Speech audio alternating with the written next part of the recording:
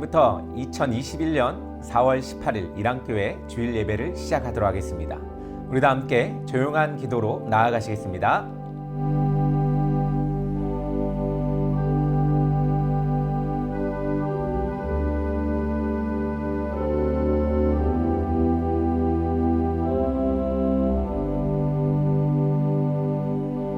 지금 이 시간은 사도신경으로 우리의 신앙을 고백하는 시간입니다. 우리 다 함께 사도신경으로 신앙 고백하며 나가겠습니다.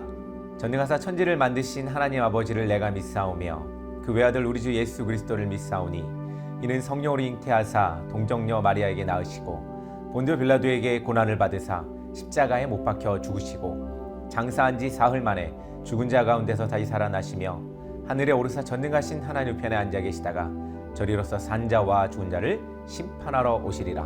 성령을 믿사오며 거룩한 공예와 성도가 서로 교통하는 것과 죄를 사하여 주시는 것과 몸이 다시 사는 것과 영원히 사는 것을 믿사옵나이다.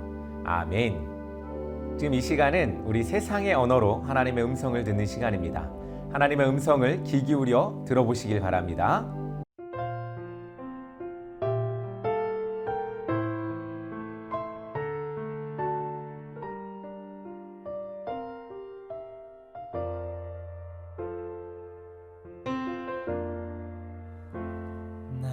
사진 앞에서 울지 마요. 나는 그곳에 없어요. 나는 잠들어 있지 않아요. 제발 날 위해 울지 말아요. 나는 천개의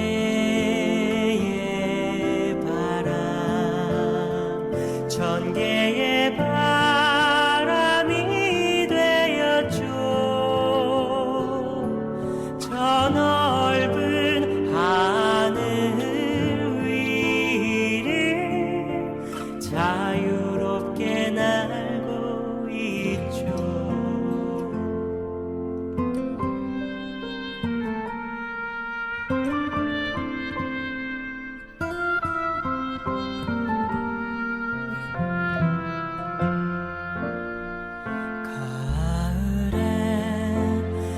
곡식들을 비추는 따사로운 빛이 될게요. 겨울엔 다이아몬드처럼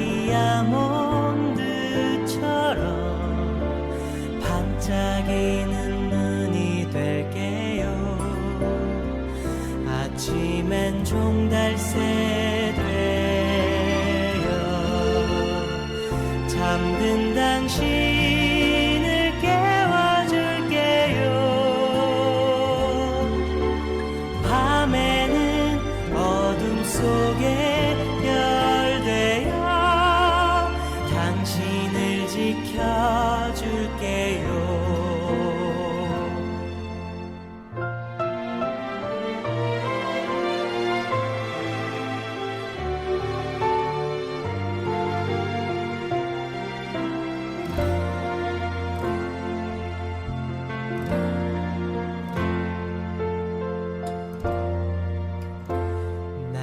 사진 앞에 서 있는 그대 제발 눈물을 멈춰요. 나는 그곳에 있지 않아요. 죽었다고 생각 말아요. 나는 천개의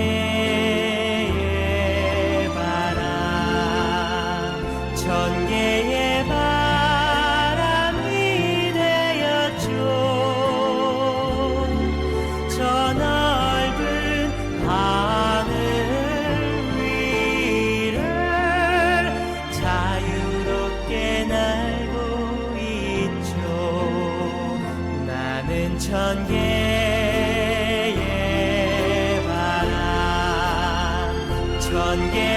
바람이 되었죠. 저 넓은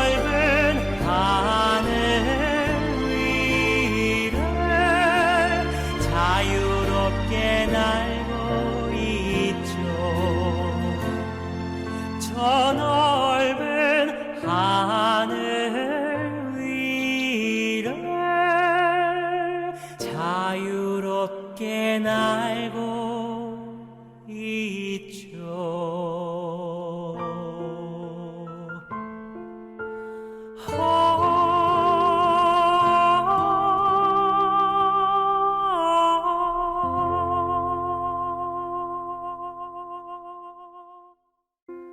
오늘 우리 함께 보실 말씀은 로마서 10장 8에서 17절입니다. 우리 다 함께 한 목소리로 함께 읽도록 하겠습니다. 그러면 무엇을 말하느냐? 사람이 내게 가까워 내 입에 있으며 내 마음에 있다 하였으니 곧 우리가 전파하는 믿음의 말씀이라. 내가 만일 내 입으로 예수를 주로 시인하며 또 하나님께서 그를 죽은 자 가운데서 살리신 것을 내 마음에 믿으면 구원을 받으리라. 사람이 마음으로 믿어 의에 이르고 입으로 시인하여 구원에 이르느니라. 성경에 이르되 누구든지 그를 믿는 자는 부끄러움을 당하지 아니하리라 하니 유대인이나 헬라인이나 차별이 없음이라. 한 분이신 주께서 모든 사람의 주가 되사 그를 부르는 모든 사람에게 부여하시는도다. 누구든지 주의 이름을 부르는 자는 구원을 받으리라. 그런즉 그들이 믿지 아니하는 일을 어찌 부르리요? 듣지도 못한 일을 어찌 믿으리요? 전파하는 자가 없이 어찌 들으리요? 보내심을 받지 아니하였으면 어찌 전파하리요? 기록된 바 아름답도다 좋은 소식을 전하는 이들의 발걸음이여 함과 같으니라.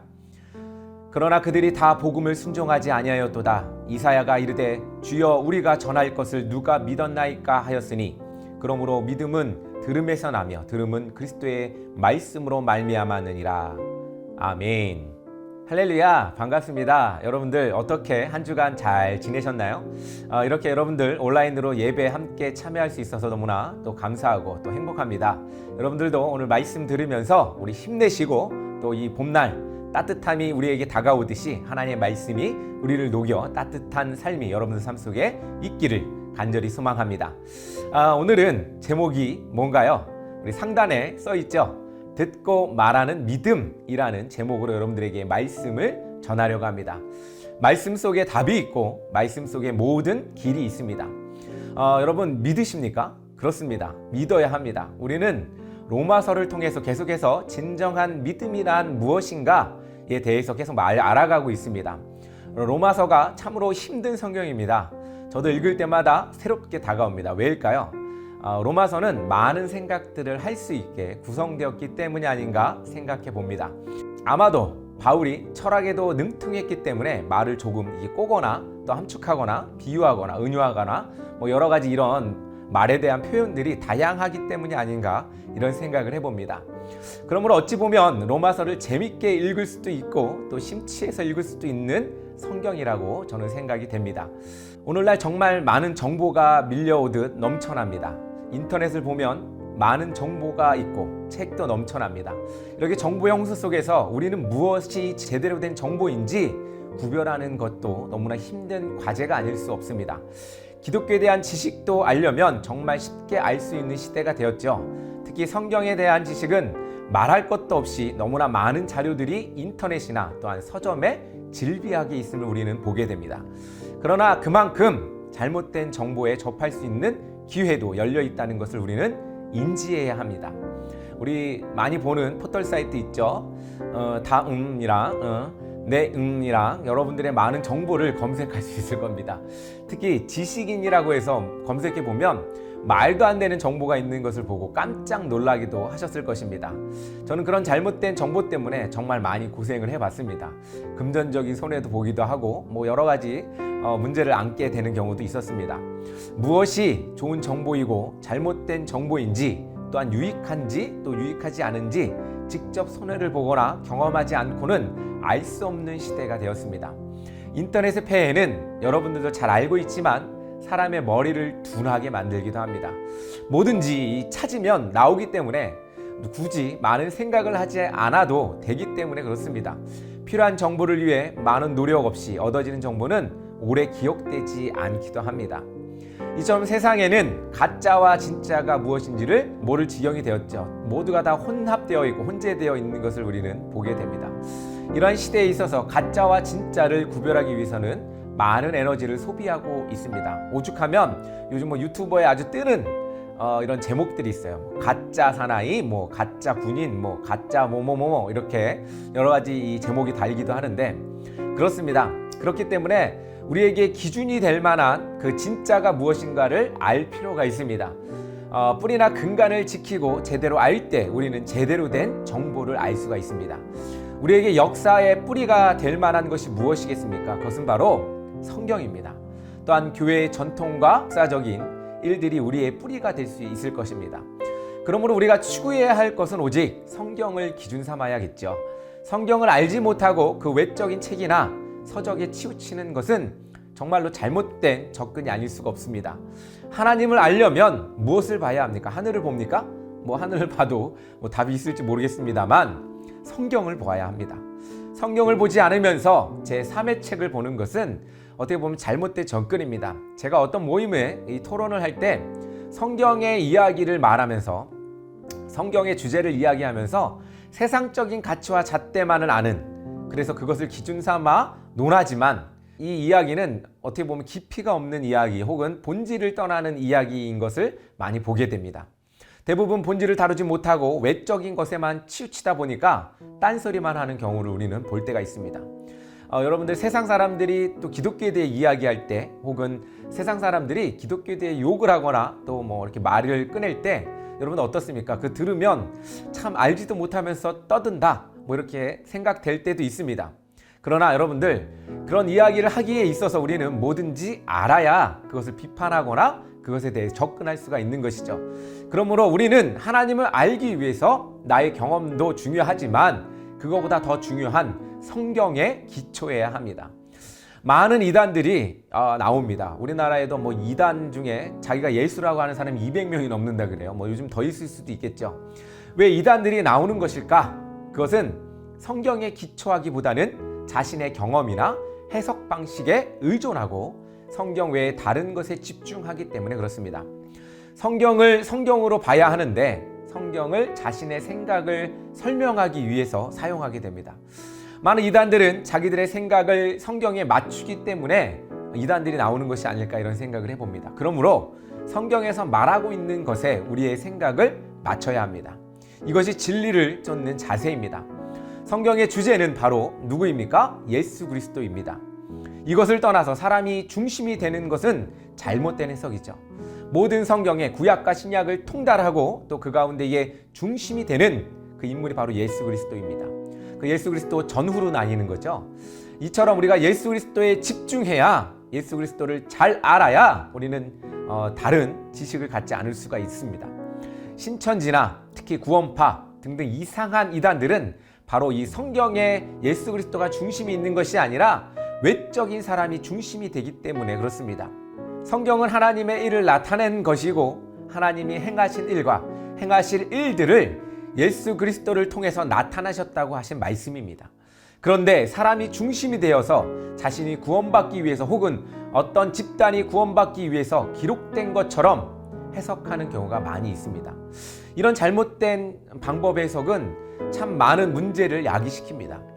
온전히 우리가 성경을 통해 볼 것은 예수 그리스도가 왜 우리를 구원하시는지와 어떻게 구원하시는지, 또한 예수 그리스도를 믿는 성도가 어떻게 살아야 할지를 우리는 성경을 통해서 배워야 하고 보아야 합니다.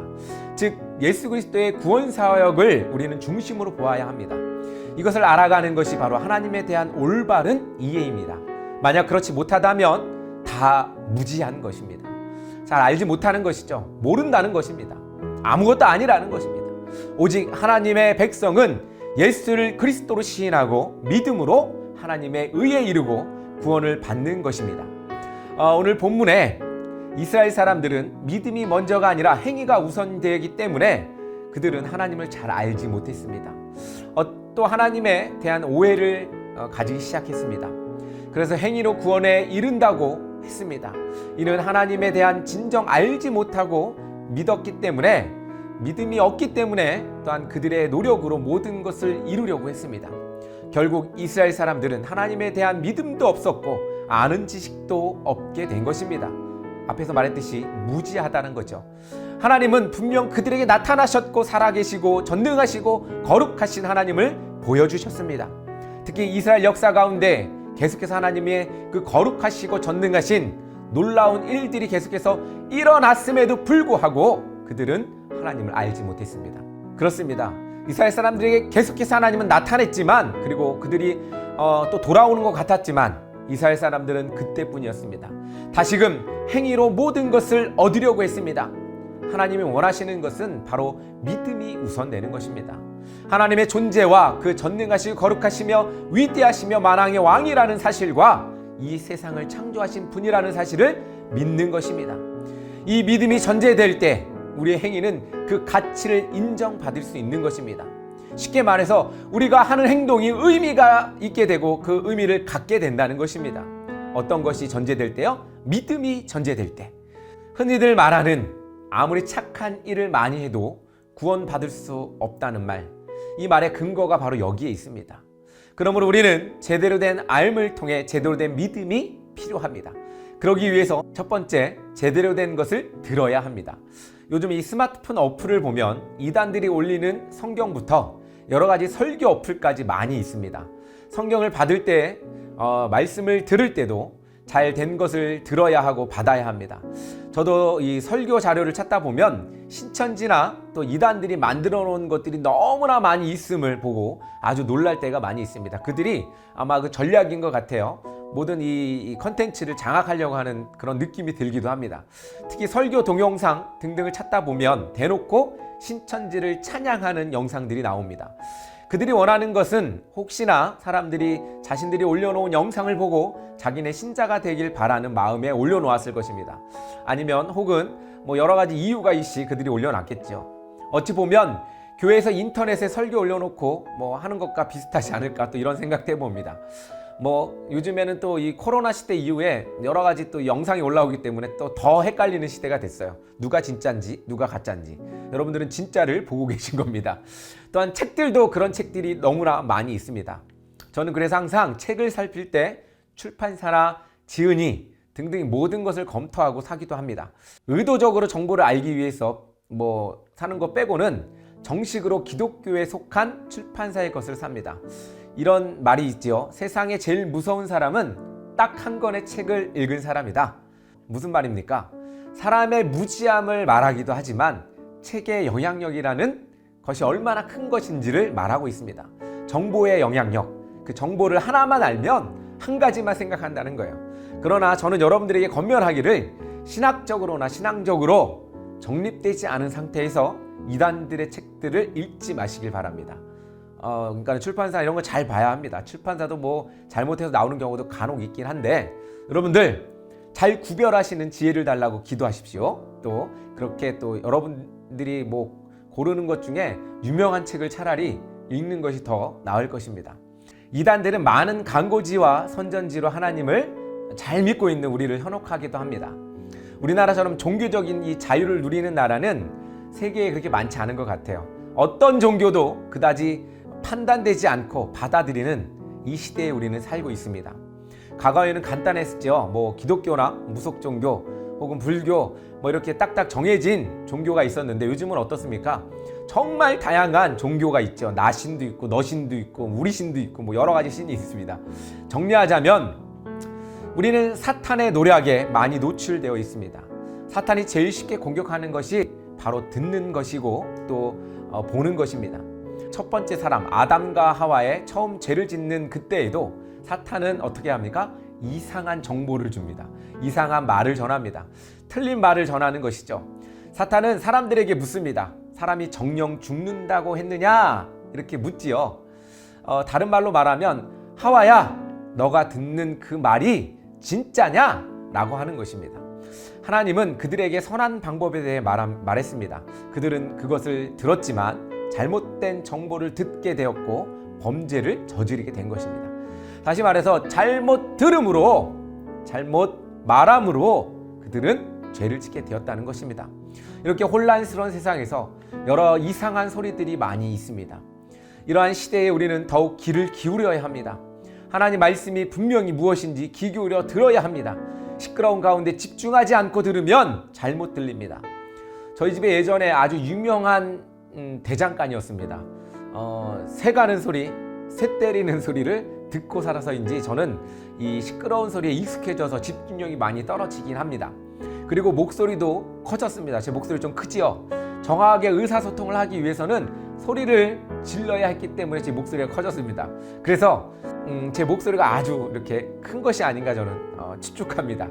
찬양을 불러도 크게 부르고 또 말을 해도 그냥 크게 합니다. 그래서 오해하시는 분들이 많이 있어요. 화가 났나? 뭐 이렇게 얘기하시는 분들도 있는데 그냥 목소리가 큰 겁니다. 그렇습니다. 우리는 이렇게 시끄러운 소리가 많이 들리는 이 시대에 우리는 살고 있습니다.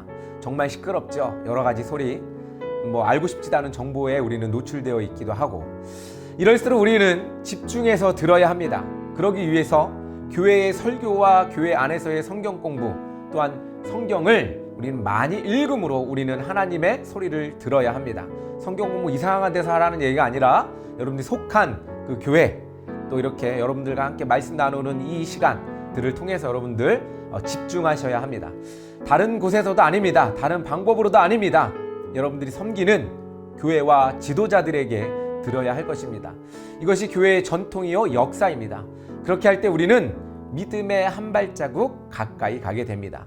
여러분들 요즘 그 유튜브에 보면 어떻습니까? 많은 설교가 올라오고 있고 많은 정보가 여러분들에게 주어집니다. 이것이 진짜인지 가짜인지, 또 설교가 또 재미없으면 듣지도 않죠. 그런데 여러분들 어떻습니까? 우리가 갖는 이 정보, 이것을 분별하는 지혜와 능력이 우리 가운데 있어야 할 줄 압니다. 혹 그것을 우리는 위해서 날마다 기도에 힘쓰고 하나님께 또 말씀에 또 집중해야 되지 않을까라는 생각이 됩니다. 여러분들 제1로 2단인가 아닌가 판단할 때 어떻게 판단하는 게 좋냐면, 여러분들 유초등부 때 들었던 성경 말씀 기억하시는 분들도 있을 거고, 또 처음 믿었던 때가 유초등부가 아닐 때도 있겠지만, 어쨌든 처음 알았던 이 정보에 대해서 기준을 삼아서 한번 생각해 보시면 많은 이단들이 밟히게 됩니다. 어떻게 됩니까? 여러분들 초등학교 때 들었던 그 간단한 진리, 그 진리가 여러분들 신앙을 좌우하게 됩니다. 그래서 항상 이것이 옳음을 또 그름을 판단할 때 그런 기준을 한번 찾아보시기를 간절히 소망합니다. 두 번째로, 구원에 이르는 말을 해야 합니다. 앞서 말했듯이 제대로 된 소리를 들어야 제대로 된 말을 할 수가 있습니다. 제가 제일 좋아하는 성경의 인물 중에 세례 요한이라는 사람이 있습니다. 여러분들도 알고 있죠? 세례 요한. 그래서 요즘은 잘 쓰지 않지만 제 닉네임에 광야에서 외치는 소리라는 닉네임을 쓰기도 했습니다. 세례 요한은 에세네파 사람으로서 경건에 제일 중요시 여기는 사람이었습니다. 그는 광야에서 살았고, 또 메뚜기와 석청을 먹으며 절제된 삶을 살았고, 또 예수님이 오시기를 기다리며 예배했던 사람입니다. 우리 성도의 삶은 이 세례 요한의 삶을 본받아야 하지 않을까 이렇게 생각을 해봅니다. 축구선수 13번째, 12번째 선수가 되듯이 여러분들도 13번째 제자가 되어 살아가야 되지 않을까, 이런 생각을 해봅니다. 예수님을 기다리며, 예수님의 때가 오기를 기다리며 광야에서 사람들에게 회개하라, 천국이 가까이 왔다 라고 외치며 살아야 할 것입니다. 우리는 다시 오실 예수님을 예비하며 거룩함을 사모하며 하나님 앞에 나아가기를 마지 않고 날마다 하나님의 얼굴을 배웠기를 강구하는 삶을 살아야 할 것입니다. 그렇습니다. 우리는 누군가로부터 복음을 들어 지금 이 자리에 있는 것입니다. 어려서 부모님이든 혹은 친구이든 동료이든 누구이든 간에 여러분들은 복음을 들었고 또 믿음으로 받아들여 이렇게 여러분들 또한 하나님 앞에 서 계신 것이 아닌가. 또 예수님이 우리를 구원하실 거라는 시인이 여러분들 입술에 나와서 이렇게 여러분들은 예수님을 구주라 시인하는 것이 아닐까, 이렇게 생각이 됩니다. 그렇습니다. 우리는 주님이 우리의 구주이심을 부끄럽게 여기지 않고 자랑스럽게 시인하고 날마다 시인하고 이렇게 살아갈 때 우리가 받은 복음을 또한 그냥 갖고 살아가는 것뿐만 아니라 복음을 전해야 하는 삶을 실천해야 합니다. 이것이 우리의 바로 사명입니다. 믿음이란 바로 입으로 시인하며 구원에 이르게 하는 동기가 됩니다. 오늘 말씀의 11절을 보면 이렇게 말씀하십니다. 성경에 이르되 누구든지 그를 믿는 자는 부끄러움을 당하지 아니하리라 하니 라고 말하고 있습니다. 예전에는 간혹 만나는 사람들에게나 친한 사람들에게 이 복음을 전하는 목소리들을 많이 들을 수 있습니다. 차를 한 잔 옆에서 마시고 있으면 이 옆에서 복음을 막 전하고 있는 거예요. 참 기분이 좋고 참 어떤 유쾌함이 있었습니다. 그러나 요즘은 예전만 못한 것 같습니다. 옆에서 시끌시끌하면 이단들이 하는 얘기들이 많이 들리기도 하고, 사회적인 분위기가 또 어떻습니까? 교회를 비판하는 소리 많이 들리고 나서부터는 더욱더 하나님을 전하는 목소리가 줄어들거나 들리지 않는 것 같습니다. 저는 설교를 준비하면서 한 가지 크게 감동을 받았습니다.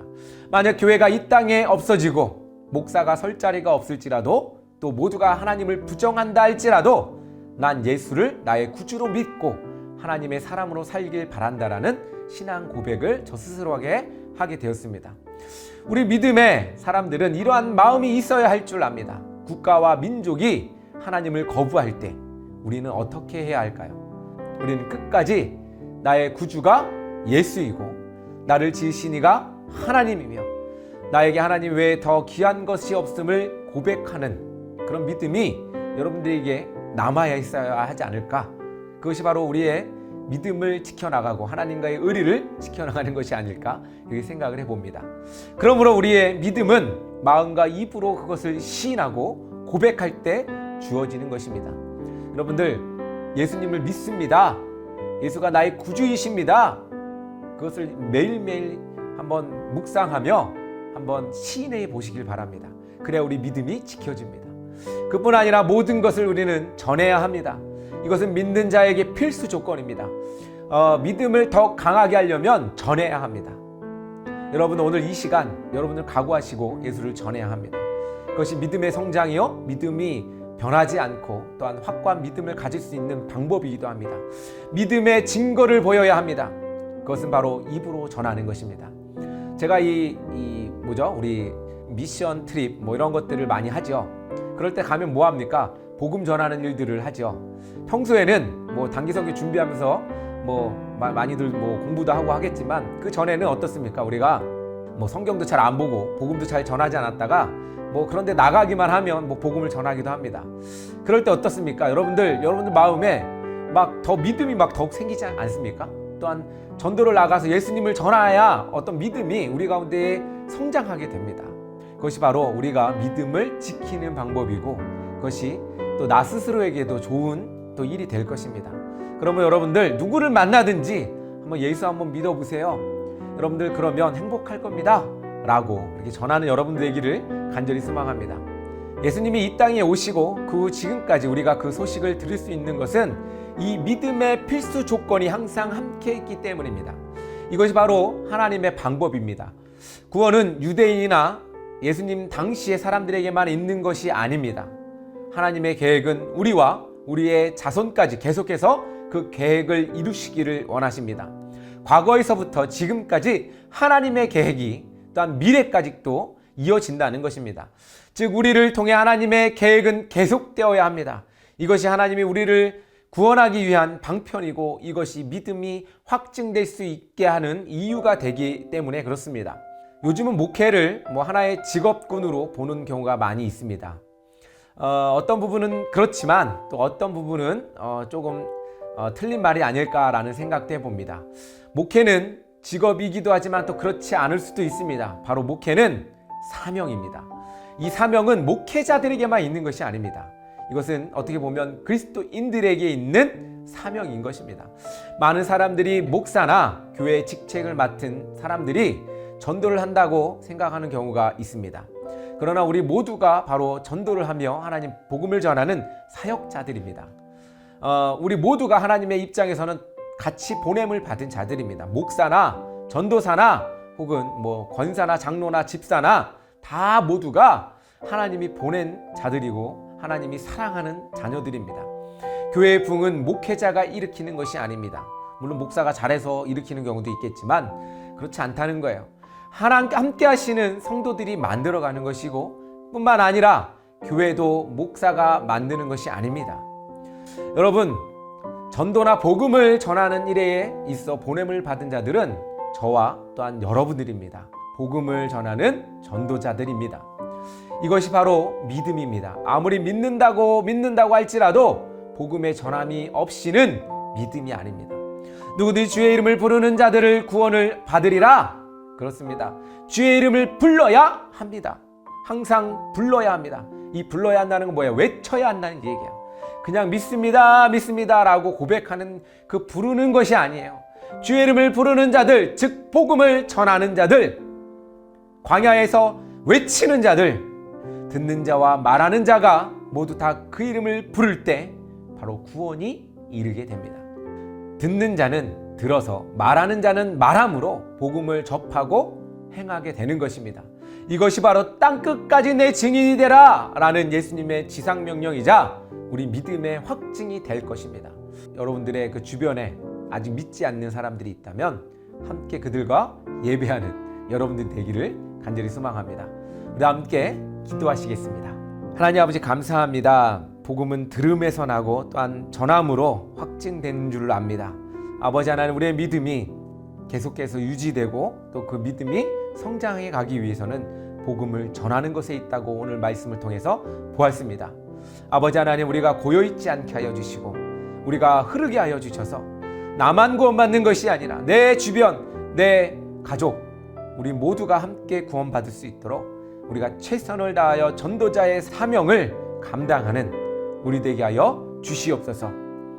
아버지 하나님, 이 봄 따뜻함이 우리에게 있듯이 세상 사람들의 모든 어려운 마음을 녹일 수 있는 복음이 그들 가운데에 다가갈 수 있도록 세상의 봄이 진정 왔음을 전하는 우리 사명자들이 될 수 있도록 인도하여 주시옵소서. 예수님의 이름으로 기도드립니다. 아멘. 할렐루야, 반갑습니다. 여러분들 어떻게 잘들 보내시고 있나요? 요즘 황사가 또 몰려오고 있어요. 하늘이 뿌였습니다. 환경도 안 좋고 또 여러 가지 어려운 상황 속에서 힘내셔서 여러분들 기쁜 날들이 계속해서 있기를 원합니다. 저희 일안교회는 이렇게 계속해서 지역사회와 또한 지붕 없는 교회 찾아가는 예배를 향해서 쫓아갑니다.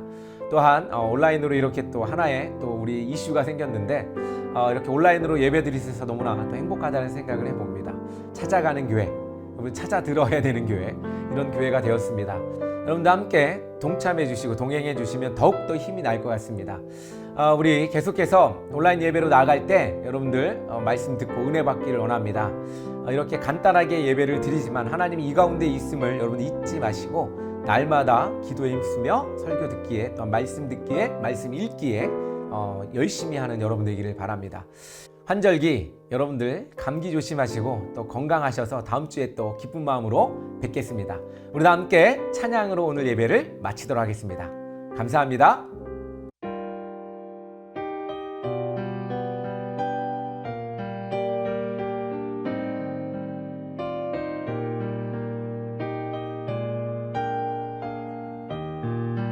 예수님의 은혜와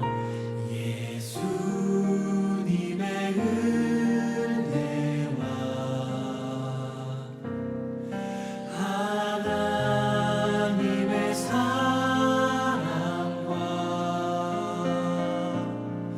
성령님의 사귐이 우리와 함께하기를. 한 번 더 축복하며 예수님의 은혜와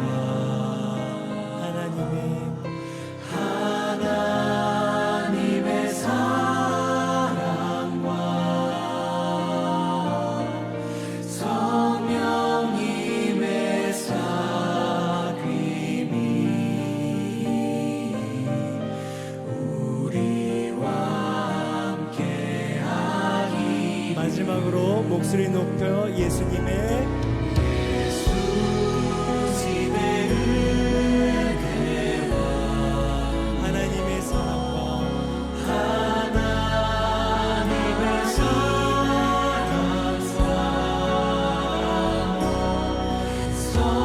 성령님의 사귐이 우리와 함께하기. 마음 담아 정직한 마음으로 기도합니다.